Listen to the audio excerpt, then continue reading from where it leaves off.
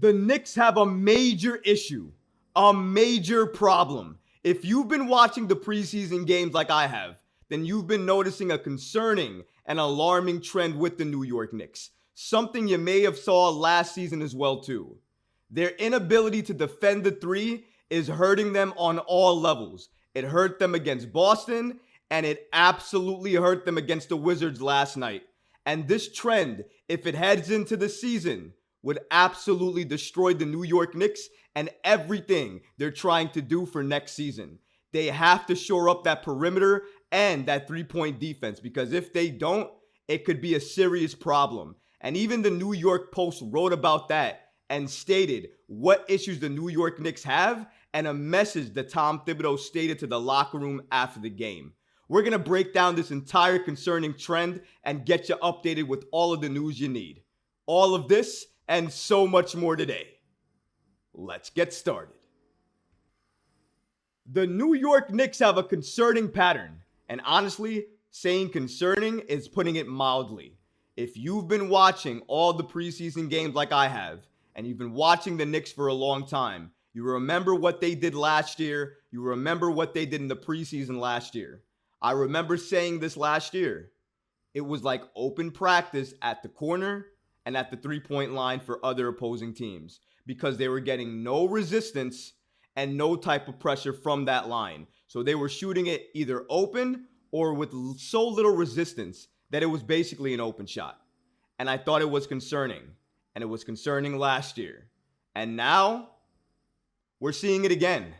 Tom Thibodeau teams guard the paint like it's nobody's business. The paint defense is always going to be locked up and secure. Perimeter defense, three-point defense, that's always going to be suspect under Tom Thibodeau. And the reason I say that is because it's a pattern. We've seen it. We saw it this preseason. We saw it last year during preseason. We saw it last year during the regular season. And if we see it again during this regular season, it's going to be an issue. And according to the New York Post, they stated that guarding the three-point line was an issue for the New York Knicks the last two seasons. And Wednesday left the impression that they were still vulnerable there.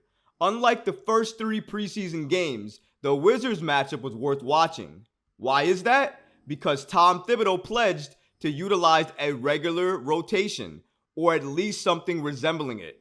And this is how it unfolded. The starters, as expected, were Brunson, Quentin Grimes, RJ Barrett, Julius Randle, and Mitchell Robinson. That's why it's concerning. We've seen this story before. That's why it's concerning. And it's also because all the starters were on the floor. All the starters played significant minutes for the New York Knicks in terms of a preseason game.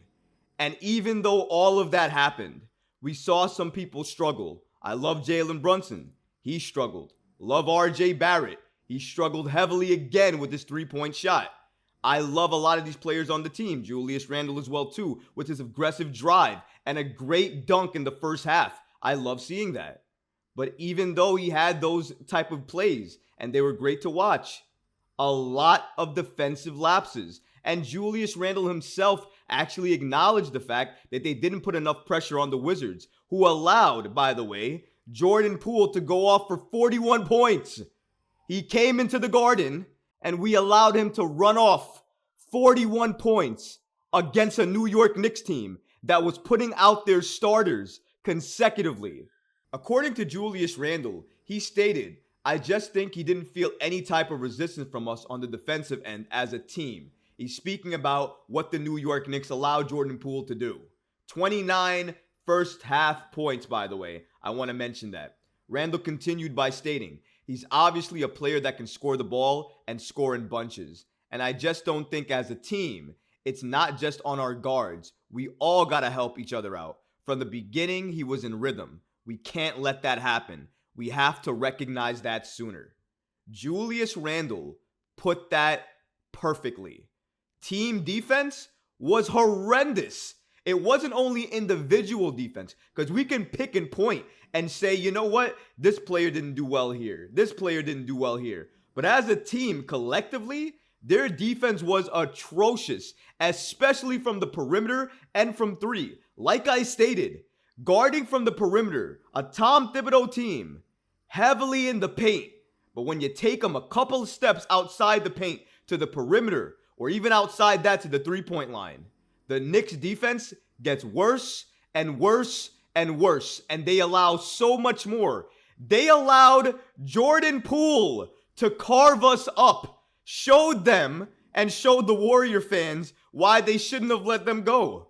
We gave Jordan Poole a platform, and he absolutely excelled and showcased why not only he deserved to have that contract, but why he's going to show out for the Wizards this season. And I said it before, the Wizards for me are a sleeper team because a lot of people are underestimating them, thinking they're not going to do anything in the Eastern Conference.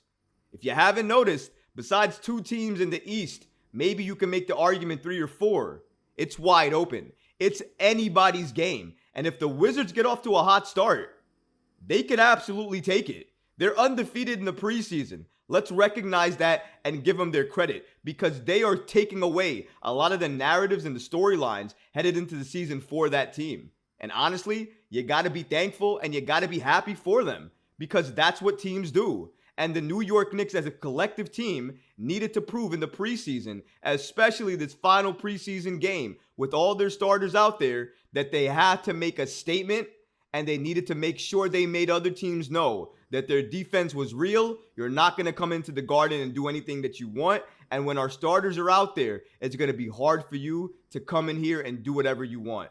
And unfortunately, we didn't put that stamp on the game. The New York Knicks have a major issue, folks. It's concerning.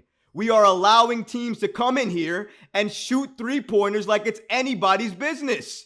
We cannot do that. It was a trend last year, and I hated it. It was concerning. And now, preseason, headed into the regular season, it's concerning. Against Boston, it was concerning. We let Boston make 22 threes against us. 22! And now with the Wizards, we let them make what, 20? 20 threes? It's unacceptable when you do that without any type of resistance at the line. What's going to happen? Teams are going to make them, and they're going to make them in bunches, and you're going to get blown off the floor. And that's what happened, even with the starters out there. I want to point out again, and shout out to the New York Post for giving us this information. Poole carved up the New York Knicks with 29 points in the first half. A lot of them coming off of open or mildly contested threes. And then you had the Wizards playing without Kyle Kuzma, who hit 20 trays overall. Brunson, though, wasn't concerned. When he was asked about this, he basically said what Tom Thibodeau said. And Thibodeau apparently sent a message. According to Brunson, we expected to be at a better place. Our coach thought that too. He's sending us a message that he wants us to be better. And we're going to respond to that. We expected to be at a certain place at this time. And our coach is challenging us to be better than we are right now. If it wasn't concerning, if it wasn't a major issue, then why would Tom Thibodeau feel the need to send a message, a clear message, to the entire roster? Why would that be a necessary statement? If it wasn't concerning, you can say what you want to say in terms of the media, in terms of being together in the locker room, in terms of telling me that something that I've saw last year preseason, last year regular season, and now, of course, this year's preseason, we're seeing that same trend. So absolutely, if you're a fan like me and you're seeing the same things that I'm seeing, it's okay to be alarmed and it's okay to be concerned because it's a trend and a pattern. Tom Thibodeau sent the message to the New York Knicks. I expect each and every one of them to respond. It's concerning. I don't like it. It's a trend and a habit that they have to break. I'm glad Tom Thibodeau noticed it. I'm glad Tom Thibodeau sent the message to this team. I hope they respond. October 25th is more or less in a week. The Knicks have about a week to fix what we saw, get better on each and every end, and make sure they clean up what they need to clean up. Because I'm telling you guys, if they don't, it's going to be a horrendous and extremely long season for the Knicks. The Knicks have waived depth at the power forward position. So it's not like we had a lot of depth to begin with. But when you have certain players that can play the backup power forward position, you normally want to keep them, at least for practice. But unfortunately, according to Shams of The Athletic, the Knicks made some serious roster cuts and trimmed out their roster. According to him, he stated that the Knicks are waiving forward Isaiah Roby and two-way guard/forward Jalen Martin. Again, Roby averaged 8 points and 13.6 minutes in the preseason. Honestly, can't say I'm surprised. Isaiah Roby in Summer League wasn't good. Did not look good. Was basically outperformed by Charlie Brown Jr., honestly.